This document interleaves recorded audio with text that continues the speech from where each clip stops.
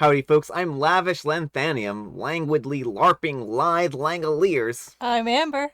And here are more lithe Langoliers for us to larp with. Why are we larping with Langoliers, You're Amber? LARPing as Langoliers. Oh, I see. That's good, because I just did not want to be eaten by time today. Time monsters. Let's get started. Alright, folks, our first letter is titled, Am I a Jerk for Saying Hello to My 8th Grade Crush When I Saw Her at the Grocery Store? I should say this is a throwaway account. When I was in 8th grade, we had to do square dancing for PE, and I danced with this girl named Vanessa. I don't remember the dance, but we had to hold hands, and I fell head over heels in love with her. She was really out of my league, so I never had the courage to approach her, but I used to have vivid fantasies about dating her, marrying her, and having a life with her. She moved the first year of high school, so I thought that I would never see her again. Well, I saw her at Safeway yesterday. She looked exactly the same, and I had to say hello. I asked her if she was Vanessa, and she said yes. And I said that she probably doesn't remember me, but we went to middle school together. And she said that she remembered dancing with me in PE. I was so stoked that I went into telling her how much I was in love with her, but was too afraid to approach her. And she always seemed so sweet, and she was still beautiful. I said that my silly schoolboy had dreams of marrying her and having kids, and I even had the names picked out. I asked her what she was doing now, and she's getting her master's in architecture, but it turns out that the office that she works out of is right down the street from where I work. She said that she had to go, and I asked for her number, and she gave it to me, and said maybe we could catch up with a group of friends sometime. I was so stoked, and we said our goodbyes. About 10 minutes later, I thought of the name that I wanted to name our kids, because it was based on a book that we were reading in ELA, Flowers of Algernon. So I FaceTimed her to tell her. She didn't answer, and I got a text, Hi, I'm sorry, but this whole encounter was really intense for me. I wish you well, but please don't contact me again. I tried to call her on regular phone this time, and then she blocked me. I saw my girl cousin later last night and showed her because I don't want Vanessa to get the wrong idea. I'm just a normal guy.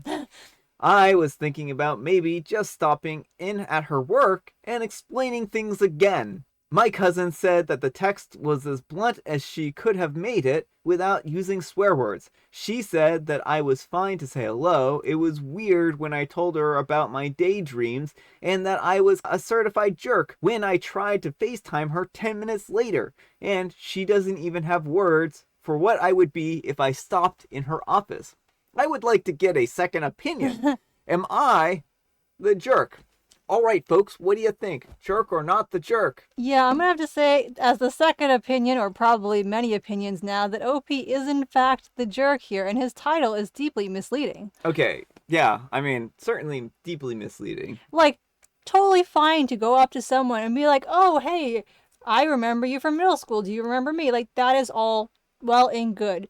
But you do not start unleashing like all of your fantasies about someone on them. Like I feel so bad for Vanessa to have this person professing their feelings to them right in the middle of Costco. Yeah. And like telling them how I dreamed about having children with you, and I even had names picked out. Like that's just such an uncomfortable thing. Yeah, well, I think that it would have been probably fine for OP to be even have been like, oh, I had such a huge crush on you when I was a kid. You mind if we catch up sometime? That would have been probably fine to say that. Mm-hmm. And that would have been a fun way to start off like an introduction to somebody potentially, right? It's not, each person's going to have a little bit of different comfort on those kinds of things. And well, it's very self-centered to not think about how uncomfortable it would make Mm-hmm. somebody else feel to have all this stuff thrown at them. While OP may have fantasized and dreamed about it, she she likely did not have these fantasies. And basically, what OP is saying is, I from the 10 seconds that I danced with you in middle school, I have been in love with you since then Yeah. and want to have your babies. Yeah, I mean, it's just such an uncomfortable thing, and he seems to like assume that since he met her again, like he's entitled to her. I think that's the biggest issue here too. Yeah. Is like she has made it very clear that she is not interested in seeing him in this way, and has been as polite as possible. And he's like, "Why don't I go stalk her at her work?" Because she has to know that I'm not a creepy guy. And it's like, OP, that's stalker behavior. Like you Yeah. don't show up at someone's work, after you've done this. You've blown it. You need to move on. Like this is the kind of conversation you have when you're already dating someone. Everything's going well. You're like, oh ha, isn't it funny? I had such a huge crush on you in middle school, and like you gauge the comfort level from there. But you don't just like see someone in Costco and be like, here, all the feels. Yeah. It's overwhelming, and I mean, it's a lot to take in. And certainly, I think that OP at first probably was hopefully just at best naive, right? And not really understanding how this would impact them. But then the success of things like, oh, maybe I should go to her place of work, not appropriate, right? That's certainly not appropriate. And FaceTiming somebody 10 minutes later to tell them what you want to name your future children. Like it seems like he feels entitled to this life with her that Yeah. he constructed in his head. Like it doesn't matter what she wants, it's all about this fantasy, getting Yeah. to live out his fantasy. Maybe get to know somebody first before telling them that you want to have children with them. Yeah. How do you even know she wants children? Mm-hmm. Maybe you two are fundamentally incompatible, but you don't know because you danced with her one time in 8th grade, and that is the basis of all of your knowledge of her. And she looks nice. Like, she's cute. But let me know what you folks think. So anyhow, take care and good luck. And Curious One 4595 says, you'll get lots of second opinions here, and all of them will be you're the jerk. It wasn't saying hello part, it was everything after that. Exactly what was going through your head while telling her this? How did you think she would react? You're not a normal guy. When people don't say contact me again, you don't contact them again. And Heavy Sand 5228 says, yeah, this was uncomfortable to read. She was just going to the grocery store, and I don't think that it's unreasonable to assume probably did not want to hear someone's fantasies of having children with her. Please leave her alone. BV and Grift says, on top of this, she now has to find a new grocery store. Probably. Yeah. Probably. Safeway is no longer safe. And Sebek says, and a new place to work, evidently. Maybe a new city to live in. People are just roasting this guy. Well, he kind of deserves it. Like I just feel so bad for her because he knows her place of employment, he knows where she shops. It's a very creepy situation. Yeah. All right, folks, and our next letter is titled, Am I a Jerk for Forcing My Brother to Buy Me a New Engagement Ring? I'm a 26-year-old male proposing to my girlfriend, a 24-year-old female, on our 4th anniversary, September 30th. I've been planning this for about a month, and I picked the ring a couple weeks ago. The one I got was on sale, so I managed to get it surprisingly at a low price. Last week, I told my brother, a 33-year-old male, about my plans and showed him the ring. He informed me that he was proposing to his girlfriend, a 29-year-old female, as well. The next day, my brother came to my apartment while my girlfriend was out, and he asked me if he could borrow my ring to propose to his girlfriend. I thought that he was joking at first, but no. His plan was to propose to his girlfriend, explain that he was using my ring as a placeholder, and then take her to pick out her own ring later. His reasoning was that he didn't want to spend too much money right away in case she didn't say yes. I'd never heard of placeholder rings, so I said no, and the conversation moved on. On Tuesday, he proposed to his girlfriend with my ring. He had taken it before leaving the apartment. I got distracted at work and didn't notice that it was gone until his fiancée sent a picture of herself wearing the ring to our family group chat. I called him to ask about the ring, and he immediately apologized and said that he'd keep his promise and give it back to me. But at this point, my girlfriend had seen it, and his fiancé had posted about it on social media, so it was pointless for me to use the ring to propose to her. We fought about it, and he confessed that while he told his fiancée that it was a placeholder, he didn't tell her where he had gotten it from. I felt more angry and betrayed about him going behind my back and taking the ring after I said no than the fact that he stole it. I also know that his fiance well enough to know that she wouldn't like to learn that her engagement ring had been stolen from me. So I told my brother that I would tell her the truth if he didn't buy me a new engagement ring. He fought against it for a few hours but finally gave up and agreed. We went to a different jewelry store yesterday and picked out a new ring. I managed to stay in the price range, but the new one was still $100 more expensive. My brother bought the ring, but still accused me of being inconsiderate and childish. He is insistent that he would have given me the ring back if I had given them the opportunity, and that I didn't need to threaten him to spend so much money on me. He's now refusing to talk to me. I don't know how to feel about this anymore. I usually talk to my brother about these things, and it's surreal that he's the one that I'm fighting. I can't tell my fiance, and many of our friends overlap.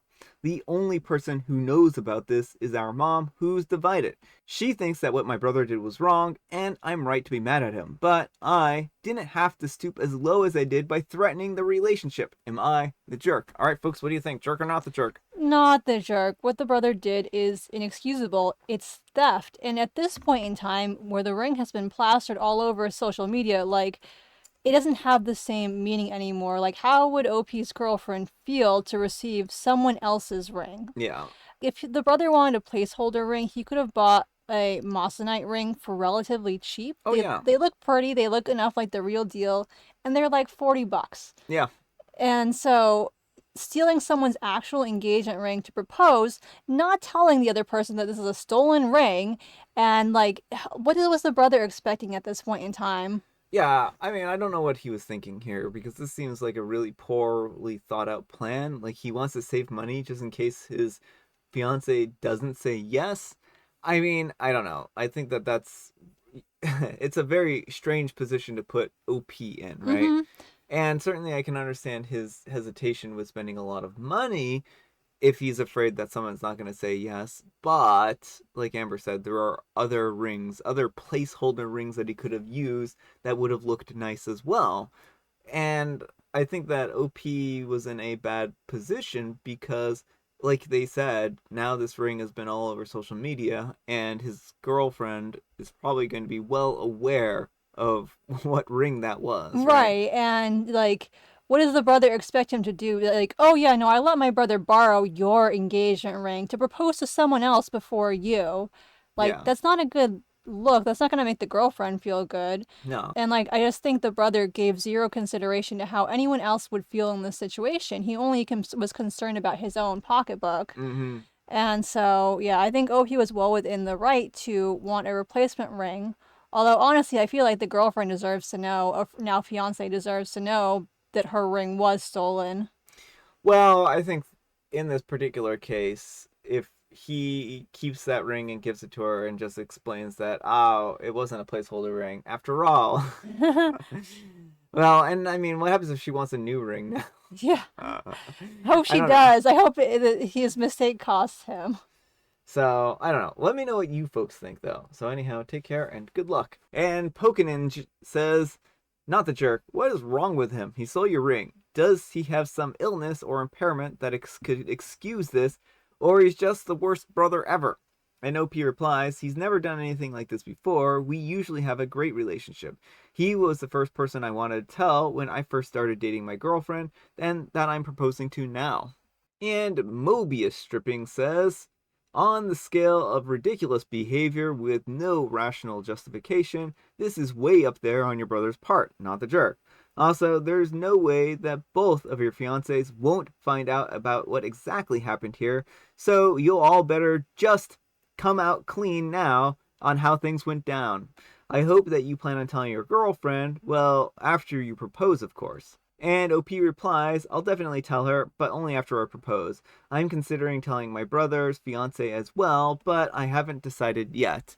This is, yeah, it's just a sticky situation. And I mean, certainly it could be one of these cases where it'll eventually come out, so it might be best if OP did tell his girlfriend. All right, folks, it is tea time. Grab your beverages of choice. I've got some tea right here. Amber, she has a joke, and it's from Jovial Bobstein yet again.